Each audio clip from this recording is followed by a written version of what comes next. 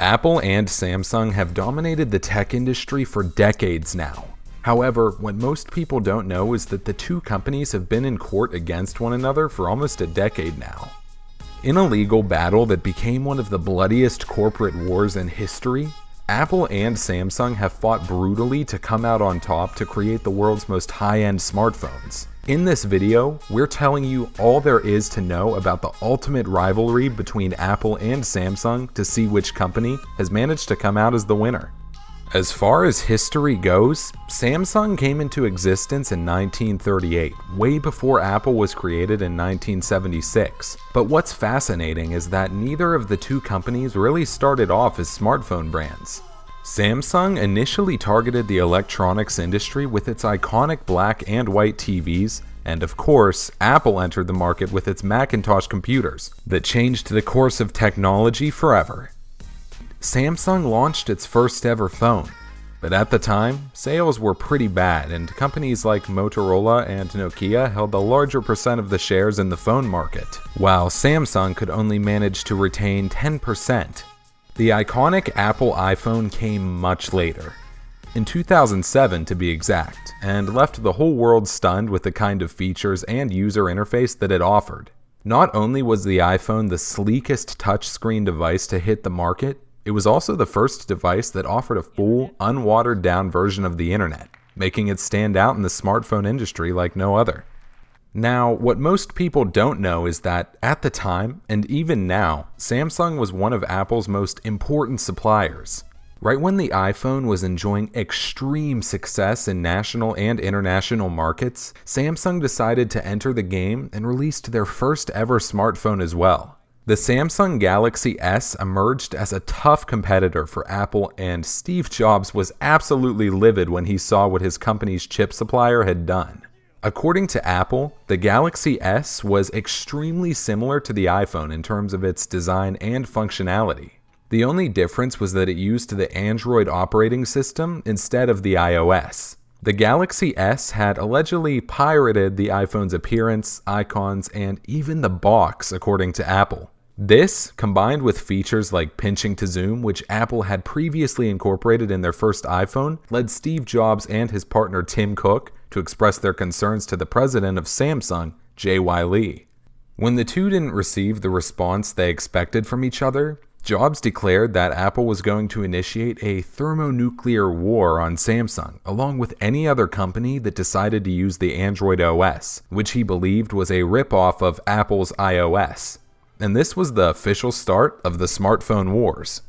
This resulted in the two companies going to court where Apple representatives raised the issue of Samsung using Apple patents in their Galaxy smartphones. But was it true? Did Samsung really copy the iPhone?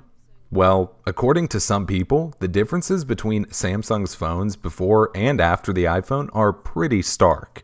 However, the exact offenses that Apple pointed out against Samsung to successfully make their case went up to 16 claims. Considering this, the court ruled in Apple's favor, ordering Samsung to halt the production of their Galaxy smartphones and compensate Apple with $1 billion for their infringement. However, Samsung's lawyers completely turned the tables, saying that Samsung had been a phone manufacturer way before Apple stepped into the game, which is why they believed that Apple was the one copying Samsung's patents and had to pay up. This was a show of power where Samsung made it clear that if Apple decided to go after them, they would strike back with a theft claim of their own. This legal battle continued for years to come, with both the companies enjoying some wins and suffering some losses. Apple actually tried to block Samsung from selling some of its products on numerous occasions, and the one time the company succeeded was when Samsung's Galaxy Tab was banned from Germany, forcing them to completely change their design. However, Samsung made a few blows of their own, proving Apple guilty of copying Samsung's data patent with AT&T. This is why the AT&T models of the iPhone 4, 3GS, and 3G, along with some other versions of the iPad, were banned from being sold, resulting in a patent win for Samsung. In 2012, Tim Cook took over the legal operations after Steve Jobs' death and approached the situation a little less aggressively.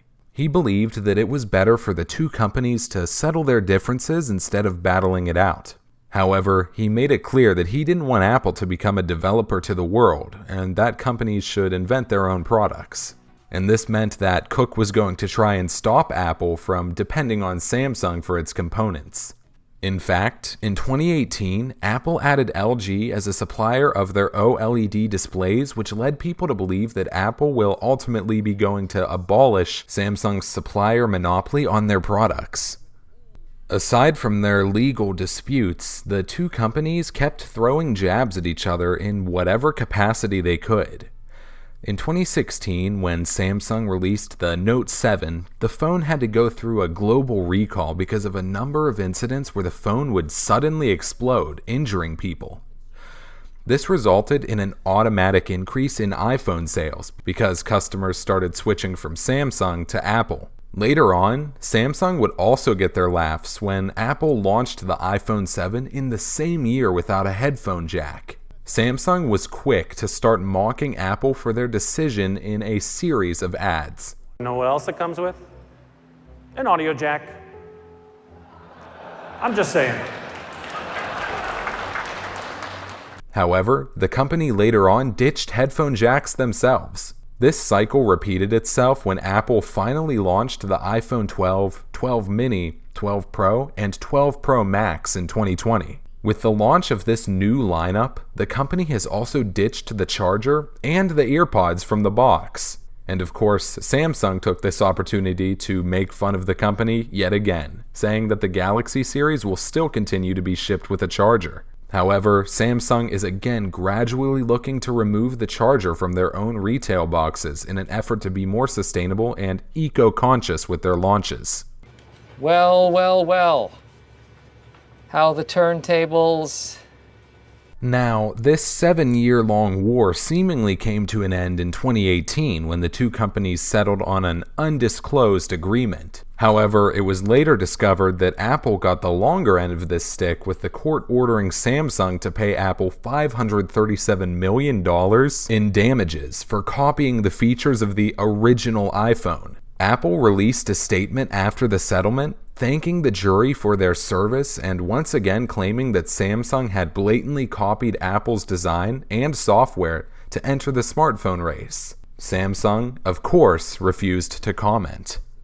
But if you think that this is it for the rivalry between these two tech giants, don't be fooled, because the competition between them is still very much alive. According to analysts, Samsung has stopped being a fast follower and is now on its way to become a serious innovator, while Apple has failed to deliver on a truly seminal product in years. And while Apple focuses on a few high-end mobile devices, Samsung's product breadth and price range helps the company target new, less affluent users who can then be driven towards higher-margin devices, such as the phone-tablet combo Galaxy Note. However, even then, Samsung and Apple are still working together, with Samsung providing the company with components like memory chips and stunning OLED displays for a bunch of Apple's products. These sales earned Samsung more than $14 billion with the overall sales for the iPhone X. Comparing that to the revenue for their own Galaxy phone at the time, the S8, for which the Samsung only earned about $10 billion.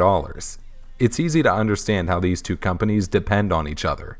Apple depends on Samsung to manufacture the products that have made the company what it is today, and in turn, Samsung relies on Apple for the profits, which is why the two might have settled their dispute once and for all to continue working and making profit together. In fact, just a couple of months after the lawsuit was settled, Apple and Samsung announced a deal where Apple would bring iTunes, movies, and shows to Samsung's smart TV, along with AirPlay support, allowing people to sync their iTunes accounts and iPhones directly with their Samsung TVs.